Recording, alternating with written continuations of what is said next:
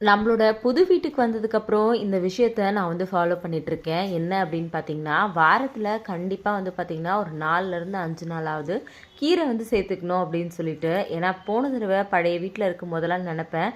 ஆனா அத வந்து ஃபாலோ பண்ணவே மாட்டேன். புது வீட்டுக்கு வந்ததுக்கப்புறமா கண்டிப்பா கீரை வந்து டெய்லியுமே வந்து சேர்த்துக்கணும் அப்படின்னு சொல்லி தான் வந்து நெனச்சு, நான் வந்து கீரை வந்து வீட்ல சமைக்க ஆரம்பிச்சுட்டேன்.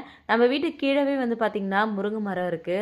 அதனால் அவர்கிட்ட சொல்லி முருங்கைக்கீரை உடைச்சிட்டு வர சொல்லி அதுக்கப்புறமா வந்து சமைக்கிறேன். அது மட்டும் இல்லாமல் டெய்லி முருங்கைக்கீரையை செஞ்சால் போர் அடிச்சிடும் அப்படின்றதுனால டெய்லி ஒரு ஒரு கீரை சமைக்க ஆரம்பிச்சிருக்கேன். நிஜமாவே இது சாப்பிட்றதுக்கும் ரொம்பவே நல்லா இருக்குது. எனக்கு கீரை ரொம்ப பிடிக்கும். உங்களுக்கு கீரை பிடிக்குமா இல்லையா அப்படின்றத மறக்காமல் சொல்லுங்கள். கீரையில் வந்து பார்த்திங்கன்னா நான் தண்டை கூட வேஸ்ட் பண்ண மாட்டேன். அந்த அடித்தண்டு மட்டும் கட் பண்ணி போட்டுட்டு உள்ளே ஏதாவது பில்லு இருக்கா அப்படின்னு பார்த்துட்டு அப்படியே கட் பண்ணி சமைப்பேன். எனக்கு ரொம்பவே வந்து கீரை பிடிக்கும். உங்களோட வீட்டில் கீரை எத்தனை நாள் சமைப்பீங்கன்றதை மறக்காமல் கமெண்ட்டில் சொல்லுங்கள். தேங்க்யூ.